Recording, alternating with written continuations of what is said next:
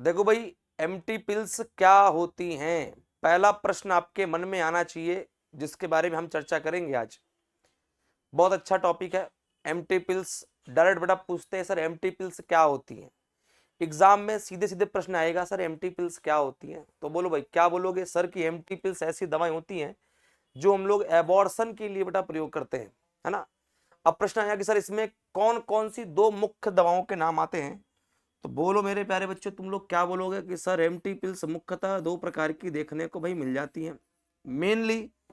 बोलो भाई, पहला नाम कौन सा आएगा सर? पहला नाम कौन सा आएगा? पहला नाम आता है सर माइफप्रिस्टोन। क्या नाम कहेगा भाई? माइफप्रिस्टोन। माइफप्रिस्टोन, माइफप्रिस्टोन पहला नाम आएगा माइफप्रिस्टोन। और यदि हम आपसे कहें दूसरा, बोलो बच्चे नाम क्या आएगा सर? दूसरा बोलो करेंगे मीसोप्रोस्टल। मीसो मीसोप्रोस्टल नाम याद करना चाहिए हर एक विद्यार्थी को, एग्जाम में आएगा ही आएगा। मीसोप्रोस्टल, मीसोप्रोस्टल। तो जब भी कभी प्रश्न आए कि सर एम्प्टी पिल्स क्या होती हैं, तो बोलो बच्चे क्या बोलोगे? सर दो होती हैं। अभी यहां पर आपको समझना पड़ेगा कि भैया ये जैसे मान लो कभी कभी होता है कि दोनों का काम पूछ लेता है ना, दोनों का काम ही वो पूछ लेगा। अब देखो दोनों के दोनों देखो 200 mg की होती है। कितनी सर? 200 mg की आपको ये देखने को मिलेगी और 200 mg की आपको ये देखने को मिलेगी। अगर आपसे कभी कहें सर इसका वर्ग क्या होता है, अरे बोलो बच्चों इसका वर्ग क्या होता है, तो क्या बोलोगे? सर इसका वर्ग क्या होता है? मेरे प्यारे बच्चों वर्ग जरा समझना, क्योंकि एग्जाम में तो वर्ग आ सकता है ना भाई, किसका क्या वर्ग होता है। देखो मेरे प्यारे बच्चों, ये जो माइप्रिस्टोन होता है ये एक्चुअली में प्रोजेस्टेरोन हार्मोन को ब्लॉक करता है, जिससे गर्भावस्था आगे ही नहीं बढ़ पाती। देखो पहला काम क्या, मैं एकदम शॉर्ट में बताऊंगा, एकदम मोटी मोटी बात, बहुत डिटेल में नहीं जाना, उतना ही सीखना जितने अपने को कंफ्यूजन ना हो, जितने अपने काम बन जाए। पहला काम होता है कि सर प्रोजेस्टेरोन हार्मोन को ये ब्लॉक करता है। बोलो भाई क्या करता है सर? ये मेरे प्यारे बच्चे प्रोजेस्टेरोन हार्मोन को बेटा ब्लॉक करता है। बेटा प्रोजेस्टेरोन हार्मोन को क्या करता है? ब्लॉक करता है। और बेटा यदि इसने इसको बेटा ब्लॉक कर दिया, ब्लॉक करता है, और जैसे इसने बेटा ब्लॉक किया, तो इसका सिंपल सा बोलो मतलब क्या होता है? इसका बच्चे सिंपल सा मतलब क्या होता है? ये बेटा प्रेगनेंसी को आगे नहीं बढ़ने देगा। इसका मतलब बोलो भाई प्रेगनेंसी आगे नहीं बढ़ती, जिसकी वजह से प्रेगनेंसी आगे नहीं बढ़ती है। तो आपको बेटा पहले वाले का काम तो समझ में आ गया। अगर कभी एग्जाम में आ जाए बोले भैया कि प्रोजेस्टेरोन हार्मोन को ब्लॉक करने में कौन सा जो है हेल्प करता है? माइप्रिस्टोन करता है। लेकिन अगर मैं कहूं सर मीसोप्रोस्टल का काम क्या है, अगर आपसे मैं कह दूं कि सर ये मीसोप्रोस्टल का काम क्या होगा, तो क्या बोलोगे भैया कि यह गर्भाशय के कॉन्ट्रैक्शन को बढ़ा करके गर्भपात करता है। दोनों में देखो काम में फर्क है। दूसरा वाला क्या करेगा भाई साहब? ये यूटेराइन कॉन्ट्रैक्शन को बढ़ाता है, यानी कि गर्भाशय संकुचन, यानी कि यूटेराइन कॉन्ट्रैक्शन बेटा गर्भाशय को इतना ये सिकोड़ देगा कि एबॉर्शन हो जाएगा। यूटेराइन कॉन्ट्रैक्शन को बढ़ाकर क्या करता है बोलो भाई साहब? ये एबॉर्शन करता है। देखो दोनों के कार्य में फर्क है, ठीक है ना, एबॉर्शन करता है। अभी आपके मन में कई सारे छोटे छोटे देखो प्रश्न आ रहे होंगे, कौन कौन सा देखो प्रश्न आपके मन में बन सकता है यहां से। बेटा इसका उपयोग कब करना चाहिए, इसका उपयोग हम लोग कब कर सकते हैं, ठीक है ना, कब तक इसका उपयोग करना चाहिए? बोलो भाई हाँ या ना, आता है कि नहीं? देखो जब भी कभी आपसे कहा जाए सर इसका प्रयोग अलग अलग करना है कि एक साथ करना है, नहीं, ध्यान रखना है कि इसका हमको जब भी हम इसका उपयोग करेंगे तो एम्प्टी पिल्स का उपयोग हम लोग एक अलग अलग नहीं करेंगे, एक साथ ही बेटा हम लोग बेटा प्रयोग करेंगे।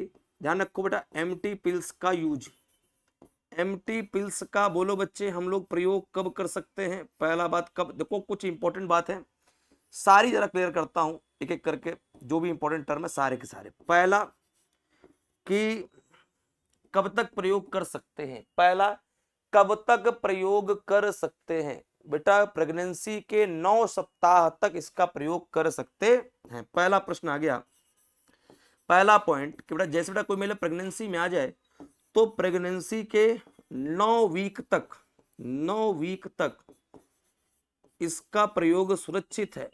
बोलो भाई क्या है? इसका बेटा जो प्रयोग है, इसका बच्चे जो प्रयोग है वो सेफ होता है। क्या होता है बोलो भाई? सेफ होता है, इसका प्रयोग सेफ होता है। दूसरा कि डॉक्टर की सलाह के अनुसार हमको लेना है और पहले माइप्रिस्टीन का प्रयोग करना है, उसके 24 से 48 घंटे बाद हम लोग किसका बेटा प्रयोग करते हैं? मीसोप्रोस्टल का बेटा प्रयोग करते हैं। तो ध्यान रखना है, बिना डॉक्टरी सलाह के बिल्कुल ये कदम उठाना ही नहीं है ना। पहले पहले बोलो भाई किसका बेटा प्रयोग करेंगे? अरे बोलो भाई, पहले हमको बेटा प्रयोग करना है माइप्रिस्टोन का, माइप्रिस्टोन का प्रयोग है ना। और उसके 24 से 48 घंटे बाद, उसके 24 से 48 घंटे बाद मीसोप्रोस्टल का प्रयोग करें। बोलो भाई किसका? मीसोप्रोस्टल का हमको प्रयोग करना है।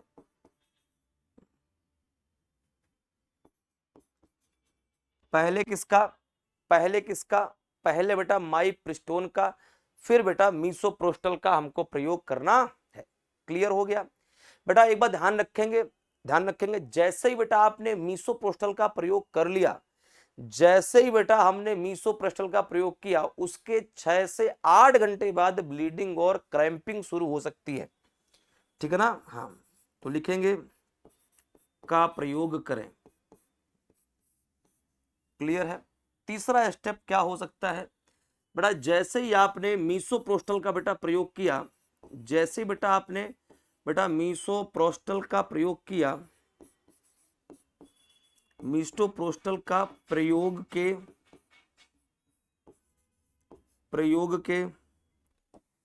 6 से 8 घंटे बाद, 6 से 8 घंटे बाद ब्लीडिंग और क्रैम्प आ सकते हैं।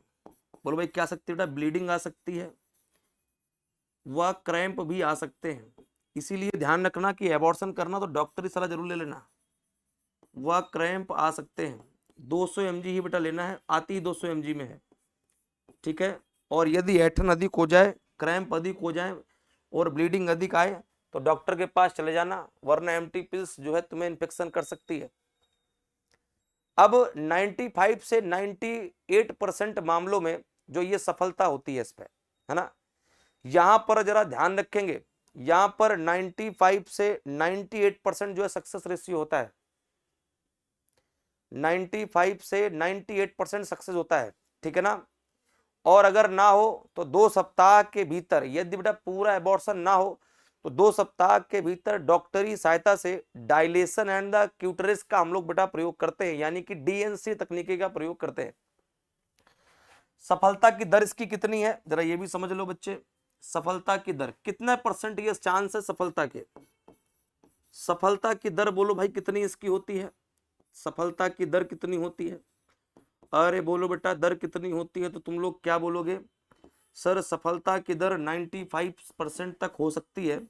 मैं 90 से लेकर के 98% तक जो है ये सफल देखने को भाई मिलता है। ठीक है ना? अच्छा, एक और बात अपने भाई ध्यान में तुमको रखना ही रखना है, जो कि बहुत अधिक इंपॉर्टेंट है। कौन सी? कि अगर 2 सप्ताह के भीतर पूर्ण गर्भपात ना हो, अगली इंपॉर्टेंट बात आगे लिख देता हूं, नोट लगा लेना तुम लोग, नोट बच्चे लगा लेना तुम लोग, क्योंकि ये सारे के सारे इंपॉर्टेंट टर्म है, बहुत ध्यान से सीखने हैं, समझने हैं। अगर 2 सप्ताह के भीतर, अगर 2 वीक के अंदर, अगर 2 वीक के अंदर पूर्ण एबॉर्शन ना हो, बोलो भाई क्या ना हो भाई? पूर्ण एबॉर्शन ना हो। अगर पूर्ण एबॉर्शन ना हो तब, पूर्ण एबॉर्शन ना हो तब क्या करें? तब क्या करें? तब क्या करना है बेटा? डॉक्टरी सहायता से डीएनसी की हेल्प से करें। तब डॉक्टर को डीएनसी का प्रयोग करना चाहिए पूर्ण गर्भपात करने के लिए। डीएनसी का प्रयोग करना चाहिए पूर्ण गर्भपात के लिए। आप कहेंगे सर ये डीएनसी क्या है? अरे बेटा डीएनसी ये एबॉर्शन की एक तकनीकी है, ये बेटा एबॉर्शन की एक तकनीकी है, ये बेटा एक प्रकार की तकनीक है जो डॉक्टर बेटा प्रयोग करते हैं, डॉक्टर बेटा प्रयोग करते हैं। इसमें होता क्या है बेटा, गर्भाशय को फैलाते हैं और अंदर जो कुछ भी होता है उसको सब कुछ बेटा बाहर हम लोग निकाल लेते हैं, उसको सब कुछ हम लोग बेटा बाहर निकाल लेते हैं जो भी हमारे गर्भाशय में होता है। इसलिए बेटा बोलते हैं डायलेशन एंड क्यूरेटेज।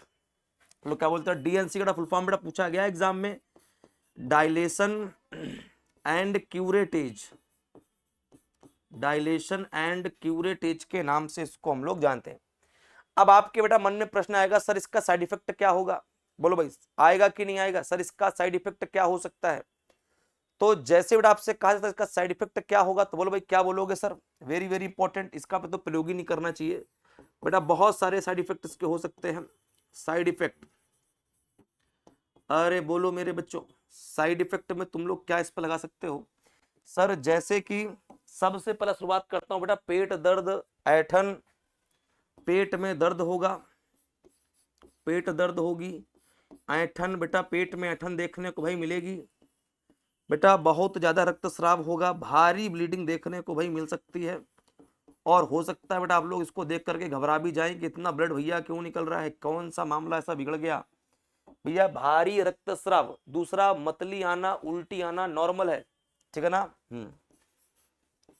मतली व उल्टी आना ये भी क्या है, नॉर्मल है बेटा। दस्त आना, कमजोरी आना ये भी नॉर्मल है, ठीक है। दस्त व कमजोरी, दस्त व कमजोरी का आना, दस्त व कमजोरी का आना ये भी भाई साहब बिल्कुल नॉर्मल से सिम्टम्स हैं जो देखने को हमें मिलेंगी। सावधानियां क्या क्या तुम्हें बेटा रखना, सावधानी बेटा यहाँ पर डॉक्टर की देखरेख में ही करना चाहिए। देखो भाई, अगर कभी भी किसी भी व्यक्ति को, किसी भी महिला को अगर एक्टोपिक प्रेगनेंसी है बेटा, एक्टोपिक प्रेगनेंसी का मतलब क्या होता है, जब भी कभी भी जो फीटस है वो यूट्रस में ना होकर के किसी अन्य जगह पर, जैसे कि फैलोपियन ट्यूब में ही वो डेवलप होना शुरू हो जाए, वो डेवलप होना में ही शुरू हो जाए, ठीक है ना, डेवलप होना शुरू हो जाए, तो यहां पर जो हमको ध्यान रखना है, किस बात का देखो भाई ध्यान रखना है, तुम लोग जरा ध्यान से रखना, ध्यान किस बात का रखें? बोलो भाई ध्यान दें बेटा, ध्यान कब देना है? एक्टोपिक प्रेगनेंसी में बहुत ध्यान देना है। बोलो भाई, जब भी कभी भी एक्टोपिक प्रेगनेंसी होती है, एक्टोपिक प्रेगनेंसी बेटा इसका भाई मतलब क्या होता है कि जब भी बेटा जो फीटस है वो गर्भाशय में ना होकर के फैलोपियन ट्यूब में हो, ठीक है ना, में एम्प्टी पिल्स खतरनाक साबित हो सकती हैं, में एम्प्टी पिल्स डेंजरस हो सकती हैं, डेंजरस हो सकती हैं। बोलो भाई साहब, बात समझ में आई क्या? डेंजरस हो सकती हैं कब? जब कभी एक्टोपिक प्रेगनेंसी हो। इसका बड़ा यूज कब नहीं करना चाहिए? जब भी 9 माह से अधिक, 9 सप्ताह से जब अधिक का समय हो गया हो गर्भावस्था में बड़ा, जब भी कभी भी ब्लड क्लॉटिंग डिसऑर्डर या फिर गंभीर एनीमिया हो, जब भी कभी आपने इंट्रा यूटेराइन डिवाइस का प्रयोग कर रखा हो, जब भी कभी भी आपको माइप्रिस्टोन से, मिसोप्रोस्टल से एलर्जी हो, तब ध्यान रखना है। दूसरा, हमको लेना ही कब है? जब भी कभी डॉक्टर ने प्रिस्क्रिप्शन दिया हो, वरना गंभीर जोखिम पैदा हो सकते हैं। तो उम्मीद है आपको बात समझ में आई होगी, आप जिन चीजों को समझ लिया होगा।